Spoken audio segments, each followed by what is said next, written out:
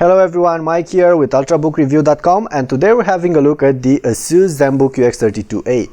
This is Asus's most affordable ultrabook available right now, starting at around $700, and while it looks pretty much like the Zenbook Prime UX31A on the outside, there are some corners Asus had to cut in order to meet the lower price point.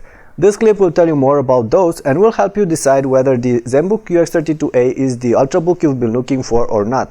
So let's get going.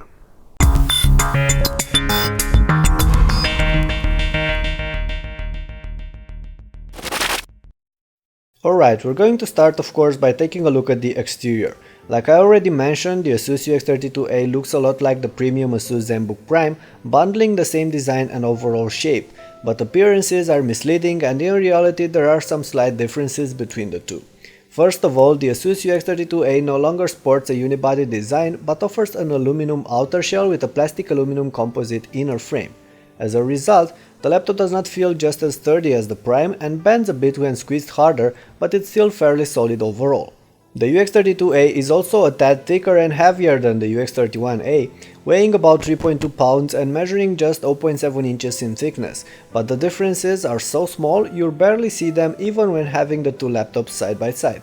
Having the slightly beefier body helped Asus fit more ports on the Asus Zenbook UX32A. On the left there's an USB connector and a card reader that still can't properly fit an entire SD card.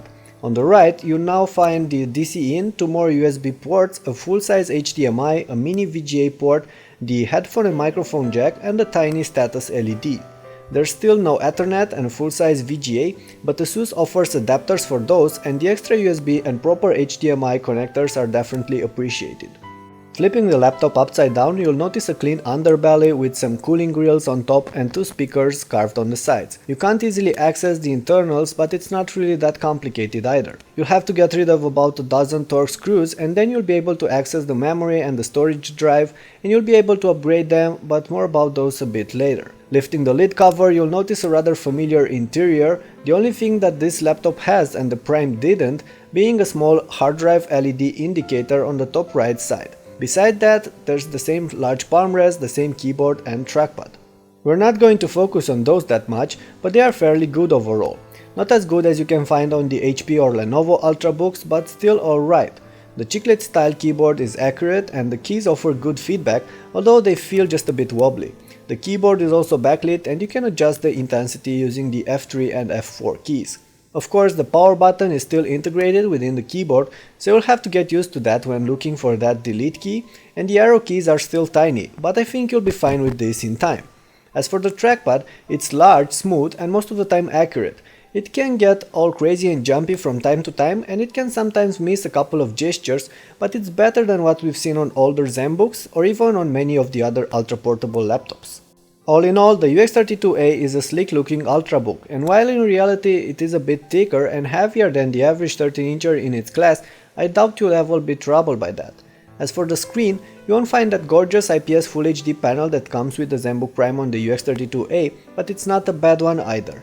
Yes, it is a 1366 by 768 pixels display, but it's fairly bright and offers good contrast. However, like all TN panels, the viewing angles are quite narrow and the colors are a bit dull, with a slight bluish tint in this case. Still, the screen is for sure better than what you get on the other cheap ultrabooks and comes with a matte coating, another rare commodity in this price range.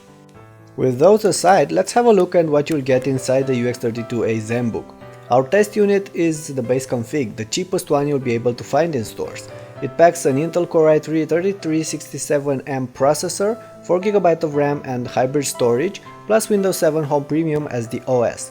Now, this configuration is not as powerful as you usually get on the premium ultrabooks these days. The CPU is part of the older Intel Sandwich Bridge architecture and only comes bundled with Intel HD 3000 graphics chips, while most other ultrabooks are built on Intel's newer Ivy Bridge platforms. In practice, the Asus UX32A will perform alright as long as you don't expect much out of it.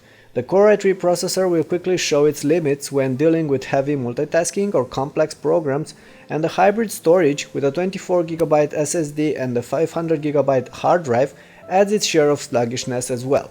For everyday tasks though, like browsing, watching movies, editing text and photos, chatting with your friends, the UX32A will do just fine. It will even deal with games as long as they're not the latest titles, and you'll trim the details and the resolution. And if those are not enough, you can always buy the more powerful version of the UX32A built on an Intel Core i5 Ivy Bridge platform. And you can upgrade the memory and the storage, as there's a standard 2.5-inch 7mm drive inside this unit, and compatible SSDs are not that expensive. More details about performances are available in the written review on ultrabookreview.com. There's a link towards that in the description below, so go ahead and check it out. The UX32A we have here might not be the fastest ultrabook out there, but it certainly runs cool and quiet. Yes, you'll hear the cooling fans when working in a quiet room, but they're never annoying. As for the heat, the laptop gets only warm on its back even when running some HD movies or games for hours, so extreme heat is never going to be a massive issue with it. Talking about the other tiny details that can make or break a laptop, the UX32A packs good speakers, loud, and I'd say punchier than the ones on the Asus UX31A Prime. The webcam on top of the screen is alright as well, just make sure you're using it when there's enough light around if you don't want to get very noisy images. As for the connectivity options, the Intel Centrino N6235 module integrated on the UX32A works great and also adds Bluetooth 4.0 and Wi-Fi to the mix. There's a 45 Wh battery inside the UX32A, and our unit managed to run for a bit over 5 hours on a charge while performing basic daily tasks. With Power 4 Gear entertainment mode on, the screen at 60% and Wi-Fi on. And that's actually quite good, especially since the laptop can be pushed towards 6+ hours while used lightly, with the screen dimmed and the keyboard's backlighting turned off. With all those in mind, it's now time to mention the prices. The Asus Zenbook UX32A config we tested here goes right now for around $700, and I expect that to drop a bit by the end of the year. If you're looking for the Core i5 config, you're going to have to add about $200 extra for it, for a total of around $900. Now, having a look at some of the other budget ultrabooks on the market, you'll notice that you can get better equipped laptops for around $700. In fact, the Lenovo IdeaPad U310 and the Sony Vaio T13 offer a Core i5 Ivy Bridge CPU for that kind of money.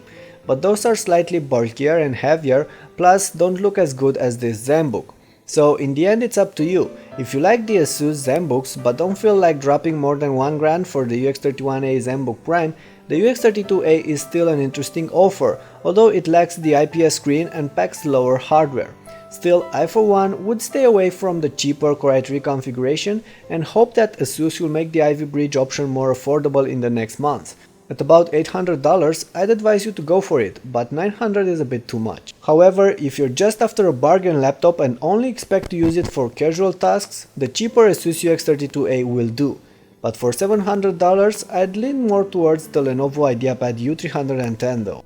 Alright, this pretty much sums up our video review for the Asus Zenbook UX32A. If you enjoyed it, don't forget to share it to your friends on Facebook, on Twitter and some of the other social services, and of course I'd also appreciate a thumbs up. But before we end, I have a question. If you had $700 for a brand new device right now, what would you choose? Would you pick this Asus? Would you pick another ultrabook, or maybe something else like a tablet or a regular laptop? Well, I'm really looking forward to your answers, so please leave them below and I'll see you guys next time.